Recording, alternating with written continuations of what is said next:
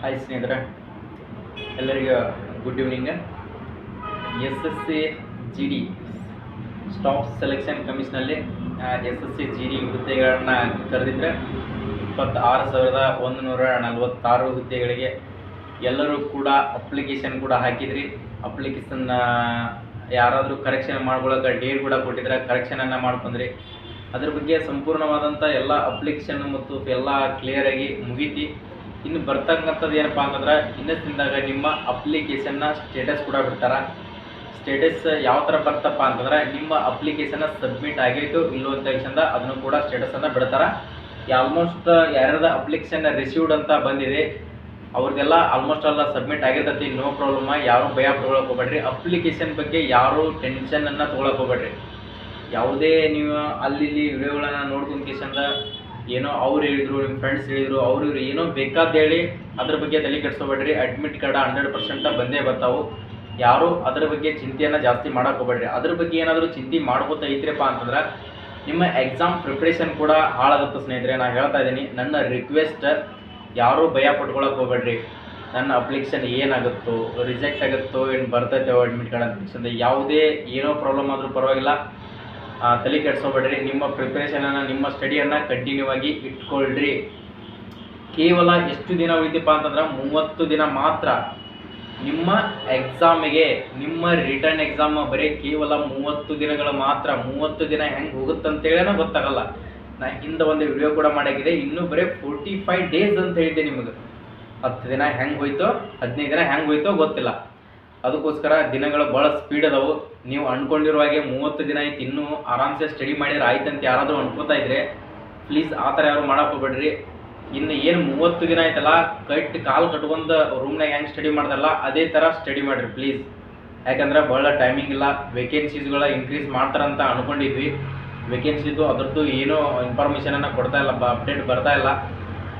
Vacancy ಬರಲಿ ಬಿಡ್ರಿ, ಅದ್ರ ಬಗ್ಗೆ ತಲೆ ಕೆಡ್ಸ್ಕೊಳಕ್ಕೆ ಹೋಗ್ಬಿಡ್ರಿ. ನಿಮ್ಮ ಪ್ರಿಪ್ರೇಷನ್ನ 26,000 ಅದಾವ ಅಂದ್ರೆ 26,000ದಾಗ ನಂದು ಒಂದು ಪೋಸ್ಟ್ ಅಂತೇಳಿ ಕೇಸಿಂದ ತಲೆಯಾಗಿ ಇಟ್ಕೊಂಡು ಕೇಸಿಂದ ಸ್ಟಡಿ ಮಾಡಿರಿ.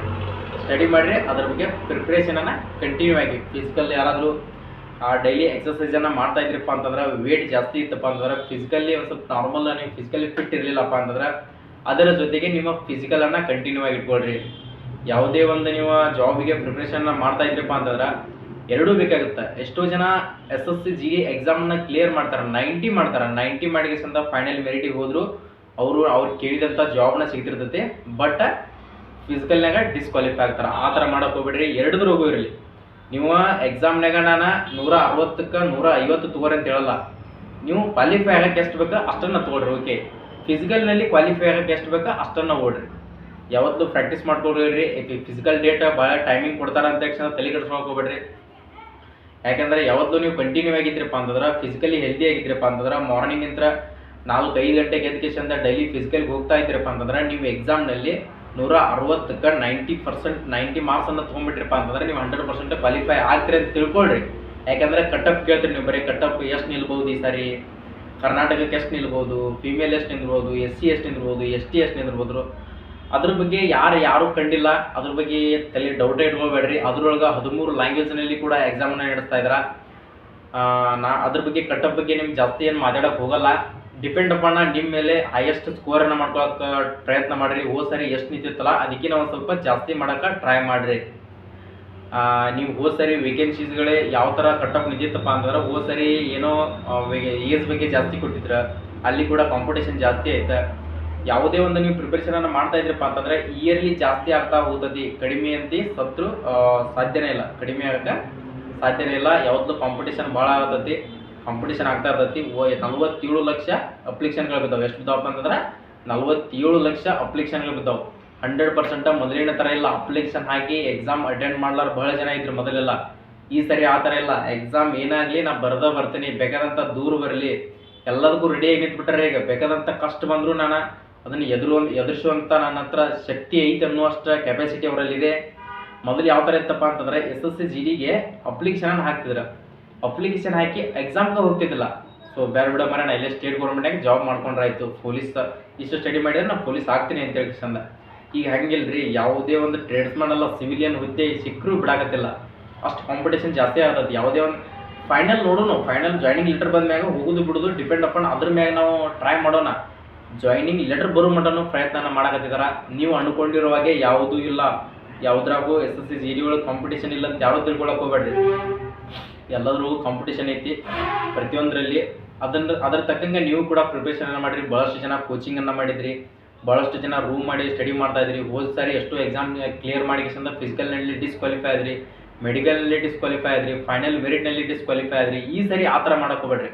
ಈ ಸರಿ 100% ನಾ ಕೊಟ್ಟ ಫಸ್ಟ್ ಪರ್ಫಾರ್ಮೆನ್ಸ್ ಯಾವುದೈತಿ ಅದ ನನ್ನ ಡ್ರೀಮ್ ಅಂತೇಳಿ ಇಟ್ಟು ಸ್ಟಡಿ ಮಾಡಿರಿ. ಅದ್ರ ತಕ್ಕಂಗೆ ಫಿಸಿಕಲ್ ಮಾಡಿರಿ, ಅದ್ರ ತಕ್ಕಂಗೆ ವರ್ಕೌಟ್ ಮಾಡಿರಿ. 100% ಈ ಸಾರಿ ಆಗೇ ಆಗುತ್ತಾ. ವರದಿ ಹಾಕೊಂಡ ನಿಂತ್ಕೋತೀರಿ. ವೇಕೆನ್ಸಿ ಬಗ್ಗೆ ಯಾರೂ ತಲೆಯನ್ನು ಕೆಡಿಸ್ಕೋಬೇಡ್ರಿ. ಮತ್ತು ನೆಕ್ಸ್ಟ್ ರಿಕ್ರೂಟ್ಮೆಂಟ್ ಕಿಸಂದ ಅದನ್ನು ಕ್ಯಾಲೆಂಡರ್ನಾಗ ಅನೌನ್ಸನ್ನು ಮಾಡಿದಾರ. ನೆಕ್ಸ್ಟ್ ರಿಕ್ರೂಟ್ಮೆಂಟನ್ನು ಯಾವಾಗ ಕರಿತೀವಿ ಅಂತ ಹೇಳ್ಸಂದ SSC GDಯಲ್ಲಿ ಹುದ್ದೆಗಳನ್ನ ಕರಿತೀವಿ ಅಂತ ಹೇಳ್ಸಂದ ಅದನ್ನು ಕೂಡ ಅನೌನ್ಸ್ಮೆಂಟನ್ನು ಮಾಡಿದಾರ. ಅದ್ರ ಸಂಬಂಧ ಯಾವುದೇ ಥರದ ವೇಕೆನ್ಸೀಸ್ ಬಗ್ಗೆ ಯಾವುದೋ ಒಂದು ಇನ್ಫಾರ್ಮೇಷನ್ ಇನ್ನೂ ಬಂದಿಲ್ಲ. ಇನ್ನೊಂದು ನಿಮ್ಮ ಕ್ವಶನ್ಸ್ ಏನಪ್ಪ ಅಂತಂದ್ರೆ, ಎಷ್ಟೋ ಜನ ಎಕ್ಸಾಮ್ ಪರ್ಫಾರ್ಮೆನ್ಸನ್ನು ಎಕ್ಸಾಮ್ ಲ್ಯಾಂಗ್ವೇಜ್ ಹೆಂಗೆ ಮಾಡಿದ್ರಪ್ಪ ಅಂತಂದ್ರೆ, ಅವರು ಸ್ಟಡಿ ಮಾಡಿದ್ದು ಇಂಗ್ಲೀಷ್ನಾಗ ಫುಲ್ ಪರ್ಫೆಕ್ಟಾಗಿ ಸೆಂಟ್ರಲ್ ಗೌರ್ಮೆಂಟ್ ಸ್ಟಡಿ ಮಾಡಿರ್ತಾರೆ. ಅವರು ಸ್ಟಡಿ ಮಾಡಿದ ತಕ್ಷಣ ಏನು ಮಾಡಿದ್ರಪ್ಪ ಅಂತಂದ್ರೆ, ಸೊ ನಾನು ಕನ್ನಡ ಕೊಟ್ಬಿಟ್ರೆ, ಈಗ ಕನ್ನಡ ಎಕ್ಸಾಮ್ ಚಾನ್ಸನ್ನು ಕೊಟ್ಬಿಟ್ರೆ ಅಂತ ಹೇಳ್ಸಿಂದ ಕನ್ನಡ ಲ್ಯಾಂಗ್ವೇಜನ್ನು ತೊಗೊಂಡ್ರಿ. ಅವ್ರಿಗೆ ಎಷ್ಟು ಜನಕ್ಕೆ ಡೌಟ್ ಐತಪ್ಪ ಅಂತಂದ್ರೆ, ಕನ್ನಡ ಲ್ಯಾಂಗ್ವೇಜನ್ನು ತೊಗೊಂಡವ್ರಿಗೆ ಸೊ ನಾವಲ್ಲಿ ಇಂಗ್ಲೀಷ್ ಚೇಂಜ್ ಮಾಡ್ಕೋಬಹುದಾ ಅಂತ ಹೇಳ್ಸಂದ ಚೇಂಜ್ ಮಾಡ್ಕೋಬೋದು. ಇಂಗ್ಲೀಷ್ MTS ಒಳಗೆ ಯಾವ ಥರ ಇತ್ತಪ್ಪ ಅಂತಂದ್ರೆ, ಇಂಗ್ಲೀಷ್, ಹಿಂದಿ ಮತ್ತು ಕನ್ನಡ 3 ಲ್ಯಾಂಗ್ವೇಜ್ ಬರ್ತಿದ್ದು. ಅದ್ರ ಮೇಲೆ ಕ್ಲಿಕ್ ಮಾಡಿದ್ರಪ್ಪ ಅಂತಂದ್ರೆ ಪ್ರತಿಯೊಂದು ಯಾವುದೇ ಒಂದು ಕ್ವಶನ್ ಅರ್ಥ ಆಗಲಿಲ್ಲಪ್ಪ ಅಂತ ನೀವೇನಾದರೂ ಅಲ್ಲಿ ಎಕ್ಸಾಮ್ನಾಗ ಕುಂತ ಮ್ಯಾಗ ನೀವು ಯಾವ ಲ್ಯಾಂಗ್ವೇಜನ್ನು ಚೂಸ್ ಮಾಡ್ತಿರಲ್ಲ ಆ ಲ್ಯಾಂಗ್ವೇಜ್ ಆದಮೇಲೆ ನಿಮ್ಗೆ ಅದರೊಳಗೆ ಯಾವುದಾದ್ರೂ ಒಂದು ಕ್ವಶನ್ ಅರ್ಥ ಆಗಲಿಲ್ಲಪ್ಪ ಅಂತ ತಿಳ್ಕೊರಿ. ಯಾವುದೇ ಒಂದು ಕ್ವಶನ್ ಅರ್ಥ ಆಗಲಿಲ್ಲಪ್ಪ ಅಂತಂದ್ರೆ ಆ ಕ್ವಶನ್ ಮೇಲೆ ಕ್ಲಿಕ್ ಮಾಡಿ ಲ್ಯಾಂಗ್ವೇಜಲ್ಲಿ ಅಷ್ಟು ಲ್ಯಾಂಗ್ವೇಜ್ಗಳು ಬರ್ತಾವೆ. ಆ ಲ್ಯಾಂಗ್ವೇಜ್ ಮೇಲೆ ಚೂಸ್ ಮಾಡ್ಕೊಂಡ್ಕಿಸಂದ ನೀವು ಅದನ್ನು ಅರ್ಥ ಮಾಡ್ಕೋಬೇಕಾಗುತ್ತೆ. ಭಾಳಷ್ಟು ಟೈಮಿಂಗ್ ವೇಸ್ಟ್ ಆಗುತ್ತೆ. ನೀವು ಯಾವ ಲ್ಯಾಂಗ್ವೇಜ್ನಾಗ ತೊಗೊಂಡ್ರಿ ನೋಡ್ರಿ, ಅದೇ ಲ್ಯಾಂಗ್ವೇಜ್ನಾಗ ಎಕ್ಸಾಮನ್ನು ಕಂಟಿನ್ಯೂ ಮಾಡಿರಿ. ಅಲ್ಲಿ ಪ್ರತಿಯೊಂದು ಕ್ವಶನ್ಸನ್ನು ನೀವು ಚೇಂಜ್ ಮಾಡ್ಕೊತ ಹೋದ್ರಿಪ್ಪ ಅಂತಂದ್ರೆ ಭಾಳಷ್ಟು ನಿಮ್ಮ ಟೈಮ್ ವೇಸ್ಟ್ ಆಗುತ್ತೆ. ಟೈಮ್ ಬಹಳ ಇಲ್ಲ ನಿಮ್ಗೆ. ಆನ್ಲೈನ್ ಬಂದರೆ ಎಕ್ಸಾಮ್ ಸ್ಟೇಟ್ ಗೌರ್ಮೆಂಟ ಆಫ್ಲೈನ್ ಬರ್ದಿದ್ದ ಬೇರೆ, ಆನ್ಲೈನ್ ಬರ್ದಿದ್ದ ಬೇರೆ ಆಗುತ್ತೆ. ಎಷ್ಟು ಜನ ನಾನು ಆಲ್ಮೋಸ್ಟ್ ಅಲ್ಲಿ ನಿಮ್ಗೆ ಹೇಳ್ತಿರೋದು ಎಕ್ಸ್ಪೀರಿಯನ್ಸ್ ಇದ್ದವ್ರಿಗೆ ಆಯ್ತು. ಎಕ್ಸ್ಪೀರಿಯನ್ಸ್ ಇದ್ದವ್ರಿಗೆ ಆಲ್ಮೋಸ್ಟ್ ಎಲ್ಲ ಎಕ್ಸಾಮನ್ನು ಕ್ಲಿಯರ್ ಮಾಡ್ಕೋತಾರೆ. ಅವ್ರಿಗೆಲ್ಲ ನಾಲೆಜ್ ಇರ್ತೈತಿ, ಯಾಕಂದ್ರೆ ಅಟೆಂಡ್ ಆಗಿ ಬಂದಿರ್ತಾರೆ. ಇಲ್ಲಾರ್ದವ್ರಿಗೆ ಹೇಳಕತ್ತಿದ್ದೀನಿ ನಾನು. ಎಷ್ಟೋ ಜನಕ್ಕೆ ನನ್ನ ಬ್ರದರ್ ಆ್ಯಂಡ್ ಸಿಸ್ಟರ್ಗೆ ಆಲ್ಮೋಸ್ಟ್ ಎಲ್ಲ ಜಾಬ್ ಅಂದರೆ ಗೊತ್ತಿರಲ್ಲ. ಅಂಥವೆಲ್ಲ ಅಪ್ಡೇಟ್ಗಳನ್ನು ತಿಳ್ಕೊಳ್ರಿ. ಯಾಕಂದರೆ ಎಕ್ಸಾಮ್ ಹೋಗೋಕ್ಕಿಂತ ಮುಂಚೆ ಇಂಥವೆಲ್ಲ ಮಾಹಿತಿಗಳನ್ನು ತಿಳ್ಕೊಂಡ್ರಿಪ್ಪ ಅಂತಂದ್ರೆ ಎಕ್ಸಾಮ್ನಾಗ ಹೋಗೋದಾಗ ನಿಮ್ಮ ಮೈಂಡ್ ಕೂಡ ಫ್ರೀ ಆಗುತ್ತೆ.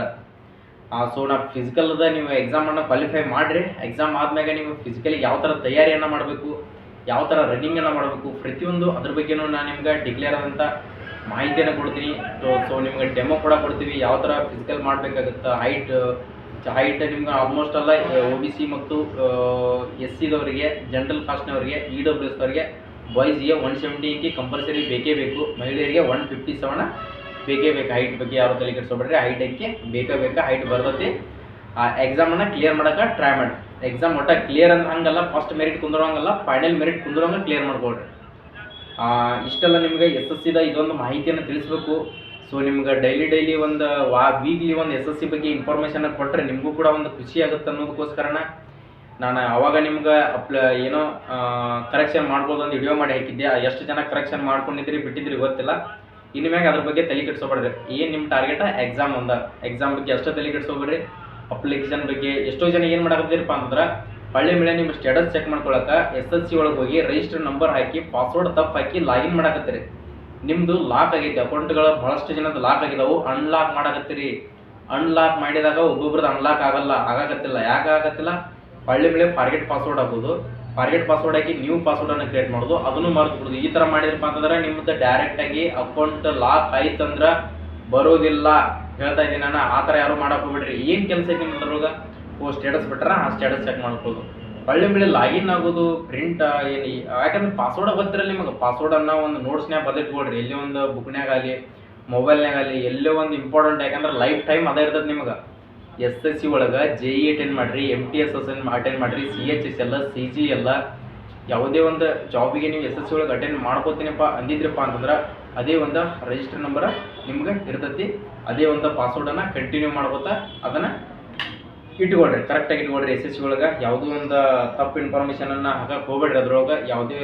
ಯಾಕಂದ್ರೆ ಈಗ ಆಲ್ಮೋಸ್ಟ್ ರಿಜಿಸ್ಟ್ರೇಷನ್ ಮಾಡಿರ್ತೀರಿ ಕರೆಕ್ಟಾಗಿ, ಎಲ್ಲ ಆಗಿರ್ತೈತಿ. ಅಪ್ಲಿಕೇಶನ್ ಸಬ್ಮಿಟ್ ಆಗಿರುತ್ತೆ. ಅಪ್ಲಿಕೇಶನ್ ಸ್ಟೇಟಸನ್ನು ಬಿಡ್ತಾರೆ. ಸ್ಟೇಟಸ್ ಬಿಟ್ಟ ತಕ್ಷಣ ನಾನು ನಿಮ್ಗೆ ಅದರದ್ದು ಒಂದು ವಿಡಿಯೋನ ಮಾಡಿ ಹಾಕ್ತೀನಿ. ಅದ್ರ ಬಗ್ಗೆ ಯಾರು ತಲೆ ಕೆಡಿಸ್ಕೊಬೇಡ್ರಿ. ಇನ್ನೂ ಏನಾದರೂ ನಿಮ್ಗೆ ಡೌಟ್ಸ್ ಇದ್ದರೆ ಸ್ನೇಹಿತರೆ, ಇನ್ನೂ ಏನಾದರೂ ನಿಮಗೆ ಕನ್ಫ್ಯೂಷನ್, ಏನೋ ಒಂದು ಡೌಟ್ ಇರಲಿ, ಅದನ್ನ ಕ್ಲಿಯರನ್ನು ಮಾಡ್ಕೊಳ್ರಿ. ಮೈಂಡಿಂದ ಕ್ಲಿಯರ್ ಮಾಡ್ಕೊಂಬಿಡ್ರಿ. ಅದನ್ನು ನೀವು ಏನೋ ಡೌಟ್ಸ್ ಇತ್ತಂದ್ರೆ ಕಮೆಂಟ್ ಸೆಕ್ಷನ್ದಾಗ ಈಗಾಗಲೇ ಕಮೆಂಟನ್ನು ಹಾಕ್ರಿ. ಅದರದ್ದು ನಾನು ಕ್ಲಿಯರಿಟಿಯನ್ನು ಮಾಡ್ತೀನಿ. ಯಾರಾದರೂ ನಮ್ಮ ವಿಡಿಯೋಗಳನ್ನ ಹೊಸದಾಗಿ ನೋಡ್ತಾ ಇದ್ರೆ ಸ್ನೇಹಿತರೆ, ಸೊ ನಮ್ಮ ಯೂಟ್ಯೂಬ್ ಚಾನಲ್ದಲ್ಲಿ ಪ್ರತಿಯೊಂದು ಜಾಬ್ ಅಪ್ಡೇಟ್ಗಳು ನಿಮ್ಗೆ 100% ರೀಚ್ ಆಗಕತ್ತಾವು. ಪ್ರತಿಯೊಂದು ಯಾವುದೇ ಒಂದು ಜಾಬ್ ಇರಲಿ, ಇವತ್ತು ಸ್ಟೇಟ್ ಗೌರ್ಮೆಂಟ್ ಇರಲಿ, ಸೆಂಟ್ರಲ್ ಗೌರ್ಮೆಂಟ್ ಇರಲಿ, ಯಾವುದೇ ಒಂದು ಜಾಬ್ ಬರೋದು ನಿಮ್ಗೆ 100% ನಾನು ರೀಚ್ ಮಾಡಕತ್ತೀನಿ. ಸೊ ನಮ್ಮ ಯೂಟ್ಯೂಬ್ ಚಾನಲನ್ನು ಲೈಕ್ ಮಾಡಿರಿ. ಈ ವಿಡಿಯೋನ ಪ್ರತಿಯೊಬ್ಬರಿಗೆ ನಿಮ್ಮ ಸ್ನೇಹಿತರಿಗೆ ಕೂಡ ತಲುಪುವ ಹಾಗೆ ಶೇರ್ ಮಾಡಿರಿ. ಸಬ್ಸ್ಕ್ರೈಬ್ ಮಾಡ್ಕೊಳ್ಳಿ ಸ್ನೇಹಿತರೆ. ಸಬ್ಸ್ಕ್ರೈಬ್ ಮಾಡಿಟ್ಕೊಂಡು ಬೆಲ್ ಐಕನ್ ಮೇಲೆ ಕ್ಲಿಕ್ ಮಾಡಿದ್ರಪ್ಪ ಅಂತಂದ್ರೆ ನಿಮಗೆ ಏನು ನುಕ್ಸಾನ ಆಗಲ್ಲ, 100% ಯೂಸ್ ಆಗುತ್ತೆ. ಯಾವುದೇ ಒಂದು ಜಾಬ್ ಕರೆದ್ರೂ ಕೂಡ ಯೂಟ್ಯೂಬ್ನಾಗ ನೋಟಿಫಿಕೇಶನ್ ಬರ್ತೈತಿ. ಸೊ ನೀವು ವೆಬ್ಸೈಟ್ನಾಗ ಹೋಗಿ ಚೆಕ್ ಮಾಡುವಂಥ ಅವಶ್ಯಕತೆ ಇಲ್ಲ. ಮತ್ತೆ ನೆಕ್ಸ್ಟ್ ವಿಡಿಯೋದಲ್ಲಿ ಸಿಗೋಣ ಸ್ನೇಹಿತರೆ. ಜೈ ಹಿಂದ್, ಜೈ ಕರ್ನಾಟಕ.